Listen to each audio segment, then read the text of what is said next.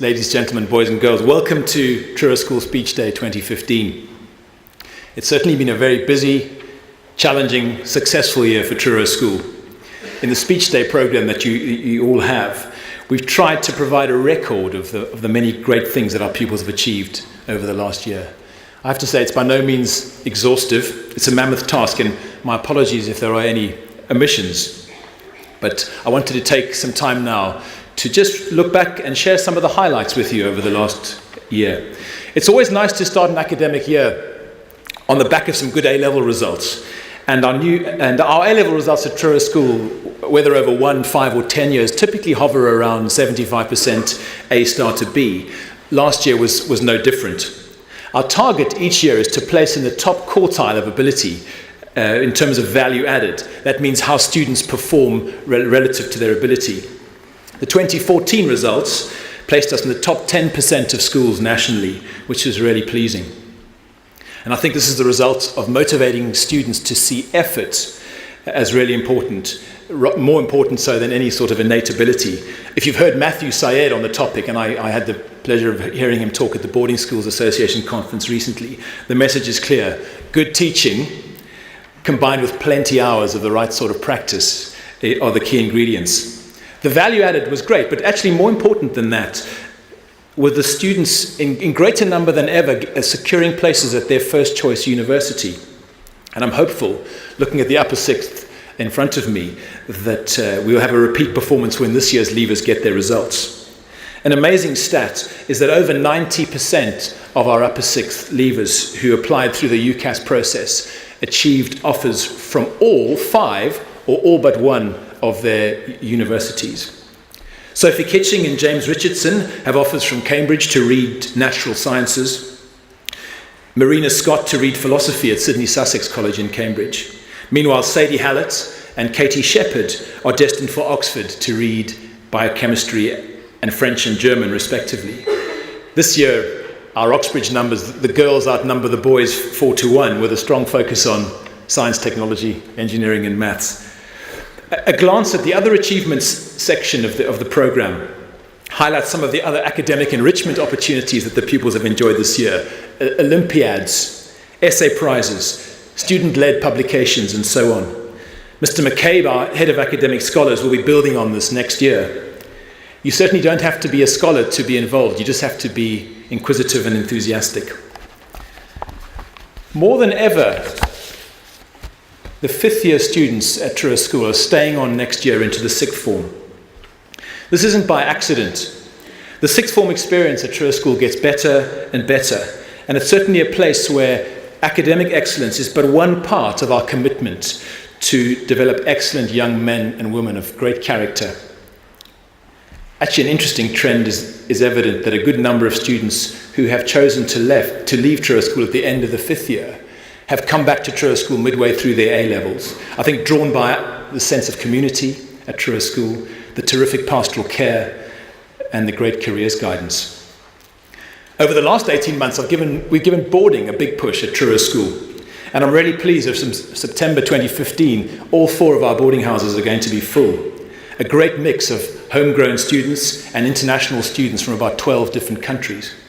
This international dimension is so important in the life of a school, and it really enriches our community. Jane Grigg, our Director of Admissions, has just returned from Shanghai, where she was visiting a school with whom we hope to enter into a partnership. She left Truro School, I have to say, with a bit of trepidation because she'd been asked to present on the virtues of Truro School to a group of 80 Chinese head teachers.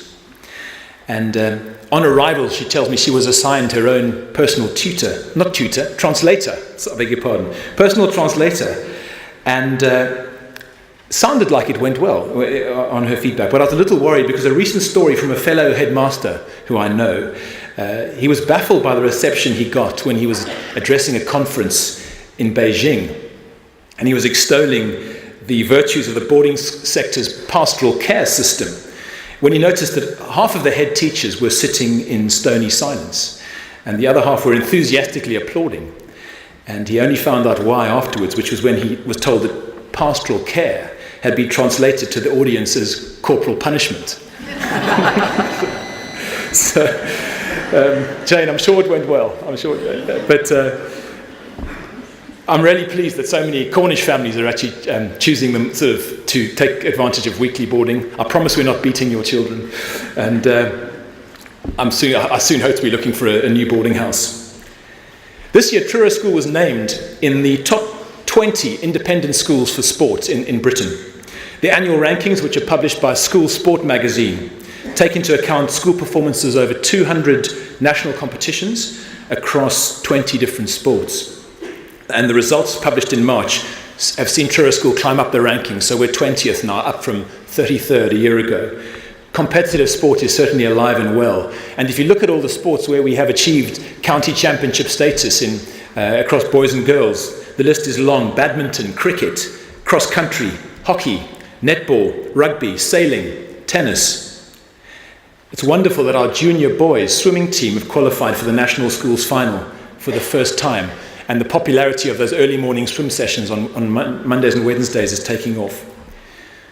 Molly Long ran recently the 10th fastest 800 meters in the world this year for junior girls. In fact, she's run faster than any Truro School boy has ever run the 800 meters. And Molly sadly can't be with us today because she's off at an athletics meet. And I saw her yesterday. She came to pick up her prize.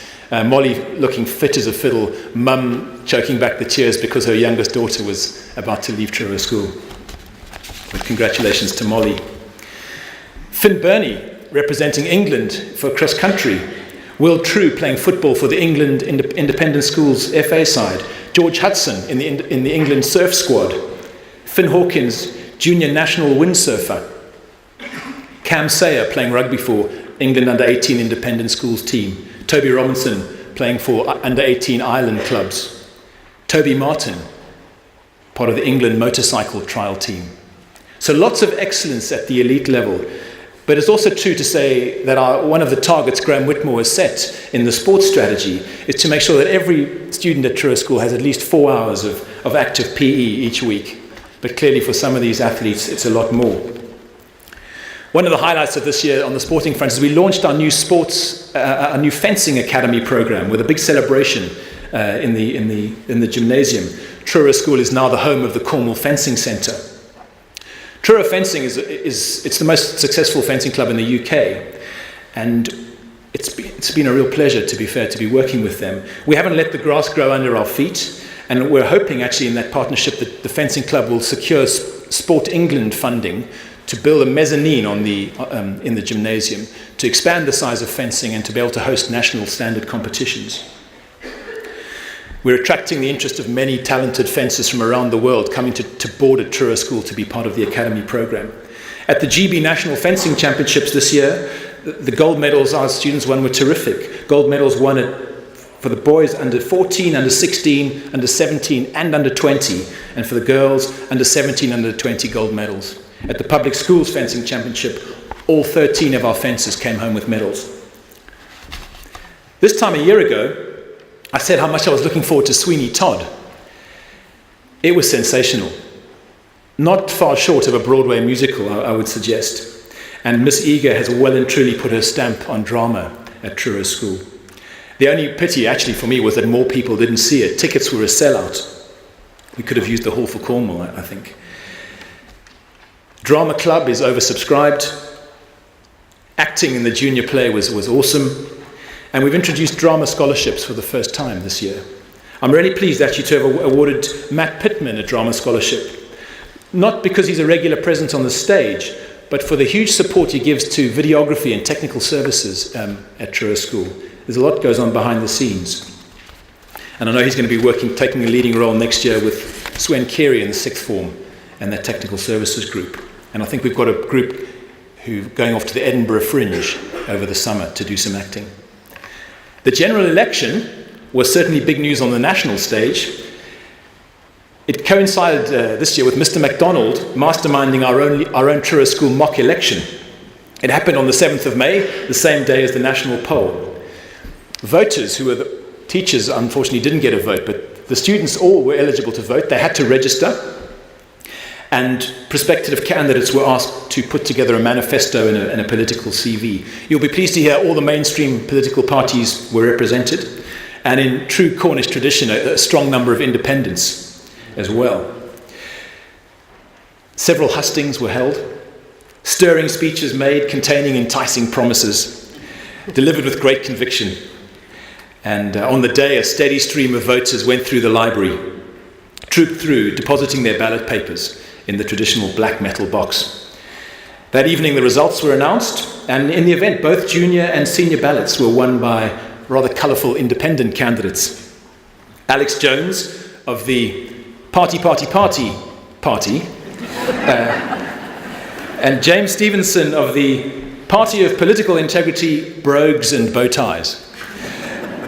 So despite this outburst of frivolity, the election was certainly a great success and has raised the level of political awareness at Truro School. So huge thanks to Mr. Mcdonald for that. Pages 12 to 19 of the Speech Day programme are all about music. The list of achievements goes on and on. Perhaps one measure illustrating the depth of music at Truro School is that there are as many students passing grade 7, 8 and diploma level as there are passing grade 1 and 2.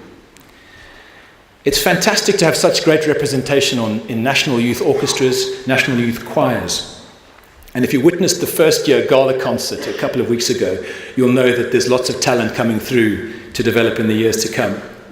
I'm also really pleased that Truro School was able to play an active role in helping to found Cornwall Music Services Trust, which is a new charity set up to take care of teaching music across the county to all schools. Last summer you might have seen me on the front page of the West Briton, in fact with Roger Bush there. In fact, it was such a nice photo, I sent a copy to my mum. But actually, it contained really exciting news that the chapter at Truro School was pleased to announce a partnership with Truro School, which will see the introduction of girl choristers for the first time, and they're going to sing in the cathedral choir. After a couple of Be a Chorister for a Day experiences, a good mix, numerous auditions, we've invited 17 girls between the ages of 13 and 17 to be choristers next year, a really super mix of internal and external candidates who were selected on a needs-blind approach. If you've ever heard the cathedral choir sing with the boys who are educated at Polwheal, you'll know how good they are. And we've got a lot to look forward to. First concert is in October, for your diaries. I went to Slovenia in October to visit Gimnasia Skofja Loka, which is the grammar school in Slovenia with whom we have a relationship for all of the students in the lower sixth to go and do their gold Duke of Edinburgh expedition. This year, no fewer than 30 of our lower sixth have completed successfully their gold.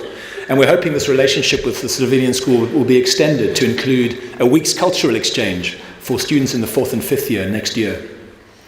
2 weekends ago, I went out to meet up with some of the 70 4th year students who were on their bronze DOV qualifying expedition.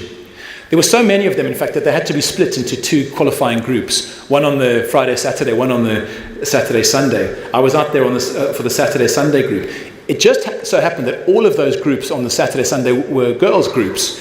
So I had the pleasure of spending a bit of time with 5 different groups of 6 or 7 girls. And I came away thinking, what a fantastic, talented, unpretentious, sparky bunch of young ladies there were. I'll embarrass Dame Marjorie, but in 2007, she was ranked 17th in the Forbes list of the 100 most powerful women on earth. And I wouldn't be surprised if Truro School produces a few contenders for this prestigious list in the years to come. If Truro School is good, or if it's excellent, it is so because it has excellent staff who give time, energy, and professionalism to their work. And we're committed to the professional and personal development of all of the staff here. We've just celebrated the graduation of 8 of our staff members who were part of an in-house developed leadership development program for our staff. It's part of a coordinated initiative to offer our staff meaningful opportunities to develop. It was a really terrific success, and both because of the constructive way the staff on the course engaged, but also because of the generosity of the other staff who from time to time were called to provide cover when the course was running. And I think this is a great feature of Truro School, a warm, a generous, a professional staff body. We've made some terrific new hires of staff for the coming year, and it's really gratifying that Truro School is such a sought-after place for teachers to come and work. We also say today goodbye to many loved teachers. Lakshmi Kapoor and Stephen Dunn have been here this year doing great things as our graduate assistants in the music and games departments. Thank you to both of you. Tom Elliott, during his short time employed by Truro School, Tom quickly made a mark as an adaptable, energetic and committed sports coach and teacher. In particular, first-rate hockey coach is Tom, and he developed an excellent rapport with the boys and the girls who he coached, exacting very high standards from them. He was also a very popular business studies teacher, and he will certainly be missed. Thank you, Tom.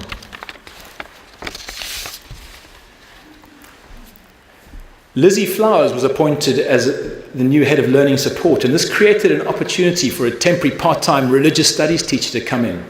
And we didn't have to look very far, because on Lizzy's recommendation, we managed to persuade her ex-head of department and senior teacher, Rod Brown, to come out of retirement and pick up his proverbial piece of chalk. From day one, we knew we were onto a winner. And leaving aside his vast teaching experience and great competence in the classroom, Rod's a real gentleman, and he's been a great addition to our common room. We wish you well, Rod. Jack Smith was one of the super team of our librarian. Jack's left the school to pursue a career as a novelist. She came to work here to strengthen her knowledge of teenage fiction, and I think she certainly gathered a lot of source material over her time. And she did a lot of work in raising the profile of literature through special events and author visits. Emmy Partington, who is the manager of this great sports centre, is leaving us to pursue a teaching career.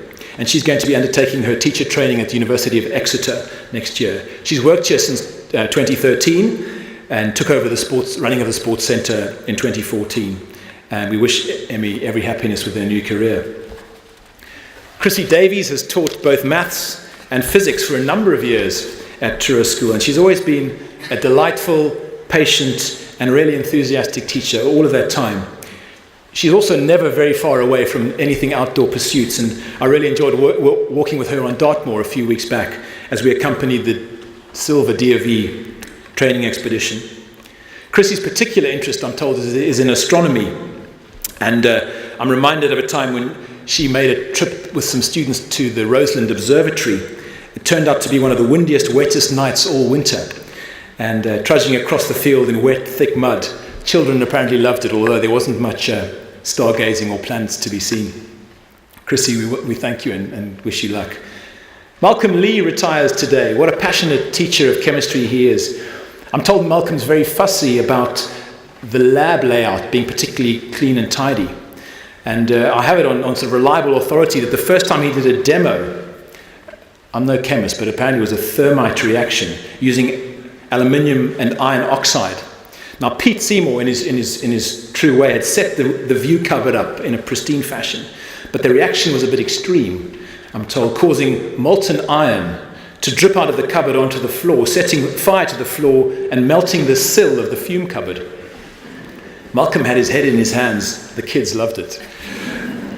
Everything Malcolm does in his lab, he does to such a high standards. I had an email recently from Callum Waldy, deputy head boy of a couple of years ago, and he's reading for a degree in medicine in London, and he was saying how grateful he is to Malcolm for teaching him some terrific lab skills whilst at Truro School. Thanks, Malcolm.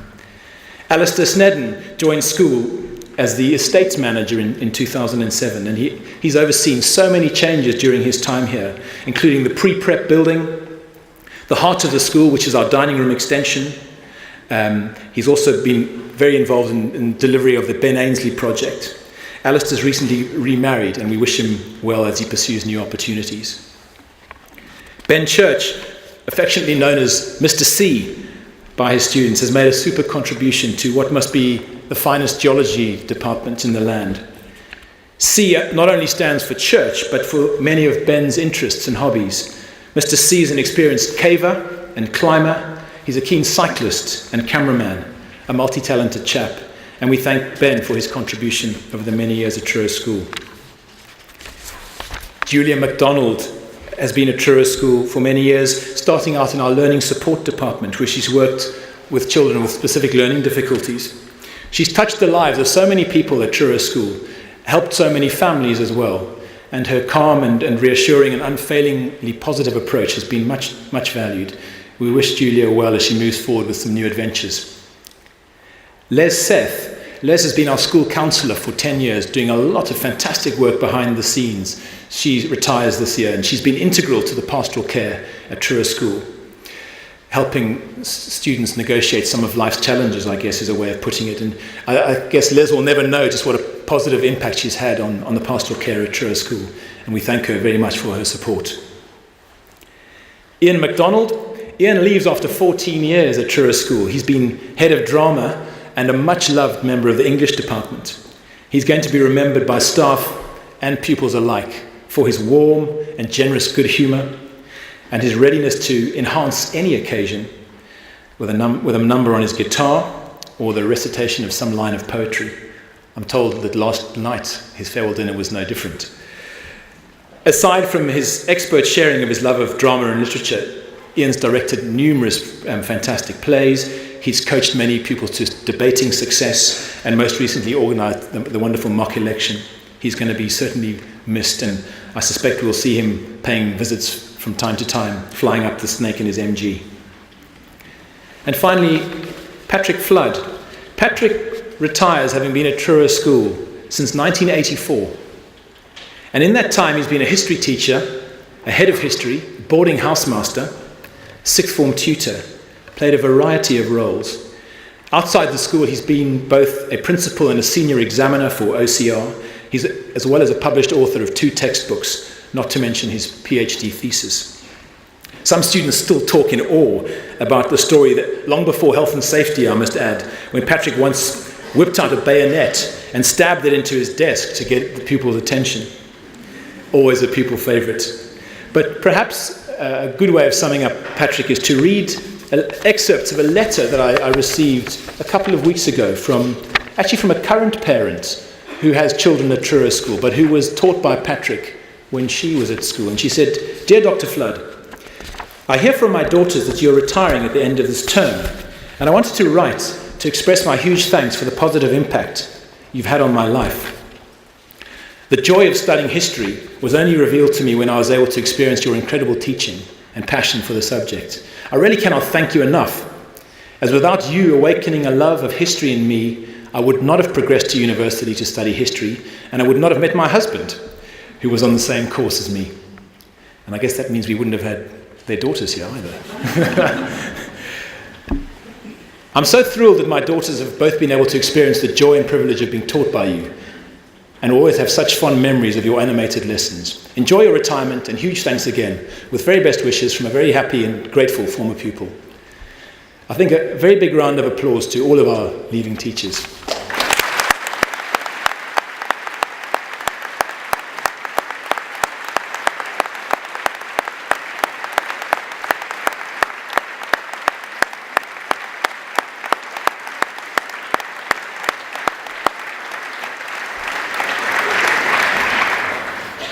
I wanted to say a few thank yous of my own.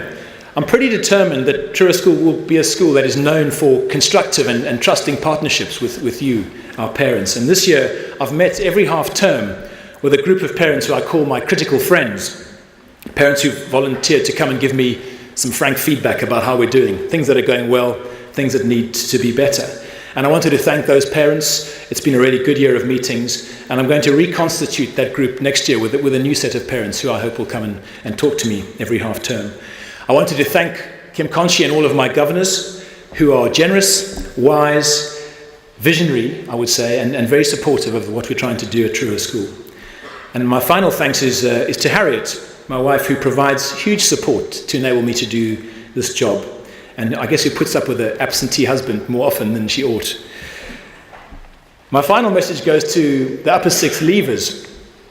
You know, we talk about exam results and sporting achievements, music concerts, but part of Truro School's DNA is a real commitment to expose all students to the key issues that face the world today.